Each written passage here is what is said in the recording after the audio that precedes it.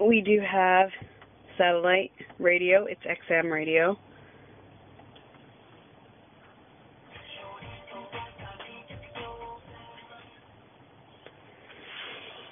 Down here you have your other controls. Temperature, auto for the air conditioning or heating. You can turn it off. You can have different modes. This will let you control the rear temperature, defrost, sync for your phone, everything else. The passenger can decide their own temperature, the driver can decide their own temperature, and the back seat can decide their own temperature. If you look up here, it tells you, if you can see, my driver temp is going up and down. I can set it at 75, say.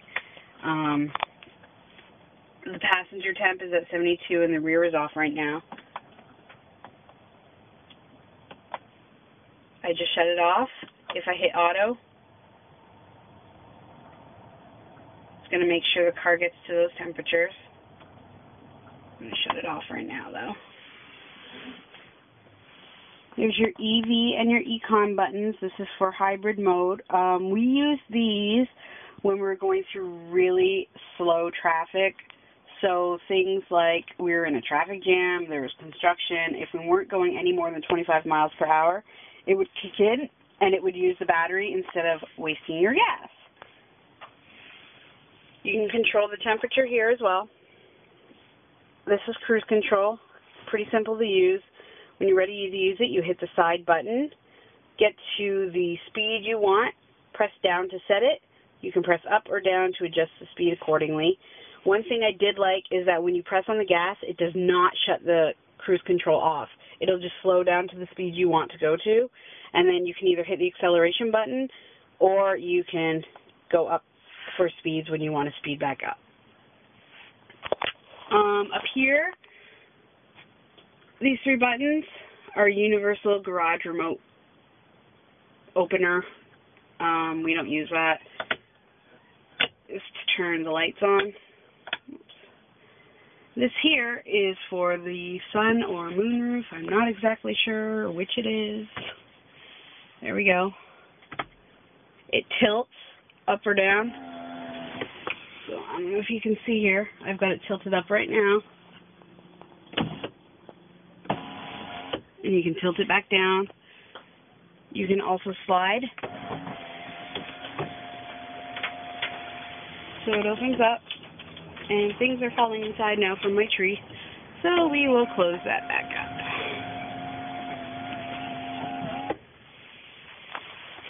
Passenger side, we have the glove compartment, which is really spacious. We fit a whole bunch of things in here. You also have the extra space on the side as well. There is a middle console, which is spacious as well. We kept things like maps, wallets, passports, everything in here as we were traveling. I think that's about it for the front seat. I'm probably forgetting something, but who knows. One thing I do have a complaint with the touch start system having no physical key. See these things? I've forgotten them a time or two in the car. Thankfully, the car was not locked. Oh, also, when the car's running on the battery alone and not using the gas, I don't know if you can hear it. The car's on right now. It's really, really quiet.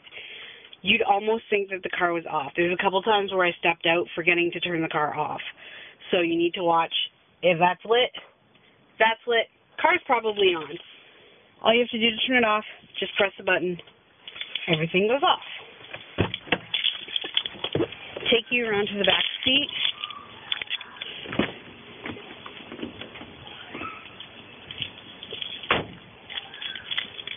Again, more storage. The girls had some water bottles back here when we were traveling. Automatic windows. It does have child protection locks as well. Back seat is really spacious. My 4-year-old is still in the 5-point harness. She sat here. There's a middle seat where my best friend sat, and a booster seat space where my 7-year-old sat. They all still had a ton of room. We have lights up here that you can turn off and on. My kid's favorite feature of the car, flip-down DVD player. which kept them quiet since it was a really long road trip. They loved it. This car also came with wireless headphones, which was great. There was no wires. When my best friend was back here with the girls, if she wanted to watch something, she was able to plug her headset in as well, and there was no interference with the wireless headphones, so that was great. All three of them could use it. The DVD player and the wireless headphones are an extra package. We really, really, really like this car. We're actually considering buying one now that we've been able to drive it for so long. The gas mileage is great. The features are amazing. I would probably opt out of this. I don't like that I'm really short, and it does obscure my view to the rear window when it's down. So that kind of sucks. Backseat passengers can also adjust their temperature from here.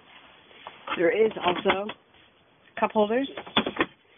And this little compartment here holds things like the middle console if you want to take out the middle seat, which is really easy to do. Simply slides out. This is what we picked up my best friend at the airport in Moncton, New Brunswick, and she continued her travels with us. Until we picked her up, we had this portion in the middle instead of the seat. So it gave the girls 2 extra cup holders, which were easier for them to grab than the ones here. It also gave them some storage for their toys. Not very much, but they put things like their pad of paper, their pens, etc. back here. They kept their DVDs on top. Pretty simple. Like I said, it slides back in. The middle seat also slides into the middle. Super easy, and it's great because, you know, if you were to slide it out without that, where the heck would you put the middle seat? In the trunk? Okay, but what if you were using the third row? This does have a third row. I have it down right now. We did have it down for the majority of the trip. My child is currently outside. So I'm not going to put it back up. It's super easy to put up, but I'll show you once we get in the trunk why I don't want to put it back up. The third row is a bench seat. It fit my parents back there. There was no extra room with them back there, but, you know, it's good if you need the extra seating. It is, however, a little hard to get in and out. When the middle seat is out, if you have nothing here, you have the extra space to climb back there. However, if you do have the middle seat in like we did, ow, I just bumped my head. I'll show you exactly how it works.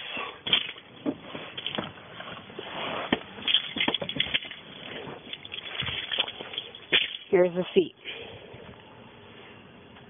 Notice that tells you it'll flip down. You just pull on it, flips it right down. You can move this as far as you can.